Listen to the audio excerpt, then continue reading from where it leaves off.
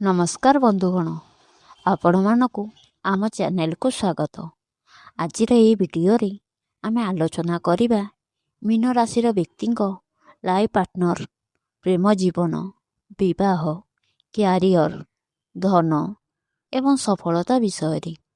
ଯଦି ଆପଣଙ୍କ ରାଶି ମୀନ କିମ୍ବା ଆପଣଙ୍କ ପରିବାରରେ କେହି ମୀନ ରାଶିର ଅଟନ୍ତି, ତେବେ ଏହି ଭିଡ଼ିଓକୁ ଶେଷ ପର୍ଯ୍ୟନ୍ତ ନିଶ୍ଚିନ୍ତ ଦେଖନ୍ତୁ।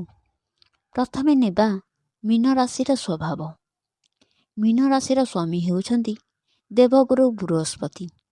ଏହି କାରଣରୁ ମୀନ ରାଶିର ବ୍ୟକ୍ତିମାନେ ସାଧାରଣତଃ ଦୟାଳୁ, ଭାବପ୍ରବଣ, ସହାନୁଭୂତିଶୀଳ, ଆଧ୍ୟାତ୍ମିକ ଏବଂ କଳ୍ପନାଶୀଳର ସମୂହ ହୋଇଥାନ୍ତି।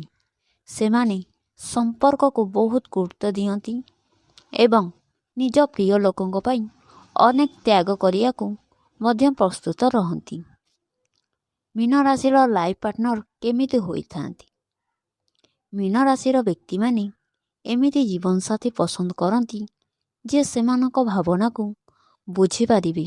ସେମାନଙ୍କ ପାଇଁ କେବଳ ଧନ କିମ୍ବା ସୌନ୍ଦର୍ଯ୍ୟ ନୁହେଁ, ବରଂ ବିଶ୍ୱାସ, ସମ୍ମାନ ଏବଂ ଭଲ ପାଇବା ସବୁଠାରୁ ଅଧିକ ମହତ୍ତ୍ୱପୂର୍ଣ୍ଣ।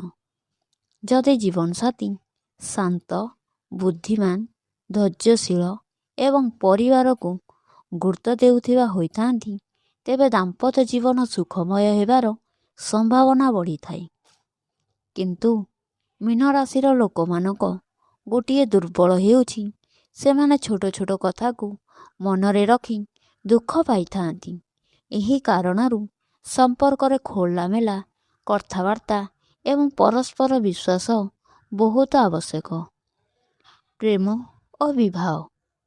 ମୀନ ରାଶିର ବ୍ୟକ୍ତିମାନେ ପ୍ରେମରେ ସଚ୍ଚୋଟ ଏବଂ ନିଷ୍ଠାବାନ ହୋଇଥାନ୍ତି। ଥରେ କାହାକୁ ହୃଦୟରୁ ଭଲ ପାଇଲେ ସହଜରେ ଛାଡ଼ନ୍ତି ନାହିଁ। କିନ୍ତୁ ଭାବପ୍ରବଣ ସ୍ୱଭାବ ହେତୁ କେବେ କେବେ ଭୁଲ ନିଷ୍ପତ୍ତି ନେଇପାରନ୍ତି। ତେଣୁ ସମ୍ପର୍କ ଗଢ଼ିବା ପୂର୍ବରୁ ପରସ୍ପରକୁ ଭଲ ଭାବେ ବୁଝିବା ଉଚିତ।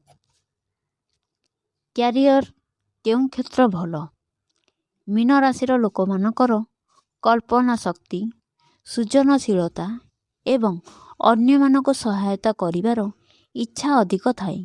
ସେଥିପାଇଁ ସେମାନେ ନିମ୍ନଲିଖିତ କ୍ଷେତ୍ରରେ ଭଲ କରିପାରନ୍ତି, ଯେପରିକି ଶିକ୍ଷକ କିମ୍ବା ପ୍ରଫେସର, ଡାକ୍ତର, ନର୍ସ କିମ୍ବା ସ୍ୱାସ୍ଥ୍ୟସେବା, କାଉନ୍ସେଲିଂ ଏବଂ ସାଇକୋଲୋଜି, ଲେଖକ, କବି, ସମ୍ପାଦିକ, ସଙ୍ଗୀତ, ଅଭିନୟ, ଚିତ୍ରକଳା ଓ ଅନ୍ୟାନ୍ୟ ସୃଜନଶୀଳ କ୍ଷେତ୍ର, ସମାଜସେବା କିମ୍ବା NGO, ଆଧ୍ୟାତ୍ମିକ ଓ ଧାର୍ମିକ କ୍ଷେତ୍ର।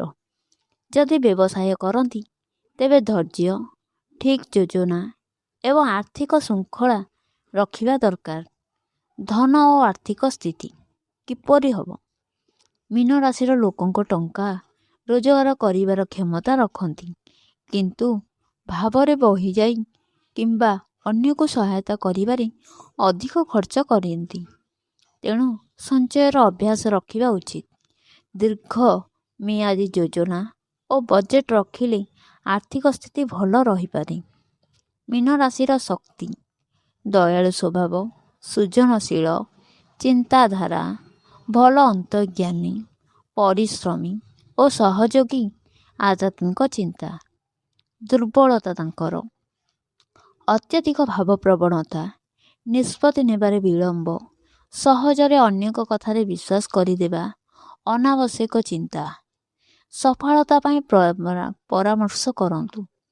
ପ୍ରତ୍ୟେକ କାମ ଯୋଜନା କରି କରନ୍ତୁ। ନିଜ ଦକ୍ଷତାକୁ ବଢ଼ାନ୍ତୁ। ଭାବନା ସହିତ ଯୁକ୍ତିକୁ ମଧ୍ୟ ଗୁରୁତ୍ୱ ଦିଅନ୍ତୁ। ଅନାବଶ୍ୟକ ଖର୍ଚ୍ଚରୁ ଦୂରେଇ ରୁହନ୍ତୁ ଏବଂ ନିଜ ଲକ୍ଷ୍ୟ ଉପରେ ଧ୍ୟାନ ରଖନ୍ତୁ। ନିୟମିତ ପରିଶ୍ରମ ଓ ସକାରାତ୍ମକ ଚିନ୍ତାଧାରା ଆପଣଙ୍କୁ ଆଗକୁ ନେଇଯିବ। ଶେଷରେ କହିବାକୁ ଚାହୁଁଛୁ, ମୀନ ରାଶିର ବ୍ୟକ୍ତିମାନେ ନିଜର ଦୟାଳୁ ସ୍ୱଭାବ, ସୃଜନଶୀଳତା ଏବଂ ପରିଶ୍ରମ ଦ୍ୱାରା ଜୀବନରେ ବଡ଼ ସଫଳତା ପାଇପାରନ୍ତି। ସଠିକ୍ ଜୀବନସାଥୀ, ଠିକ୍ ନିଷ୍ପତ୍ତି ଓ ନିୟମିତ ପରିଶ୍ରମ ତାଙ୍କ ଜୀବନକୁ ଅଧିକ ସୁଖମୟ କରିପାରେ। ଧନ୍ୟବାଦ। ଭିଡ଼ିଓଟି ଭଲ ଲାଗିଲେ ଲାଇକ୍ କରନ୍ତୁ, ସେୟାର କରନ୍ତୁ ଏବଂ ଆମ ଚ୍ୟାନେଲକୁ ସବସ୍କ୍ରାଇବ୍ କରନ୍ତୁ। କମେଣ୍ଟରେ ଆପଣଙ୍କ ରାଶି ଲେଖି ଜଣାନ୍ତୁ। ଏହି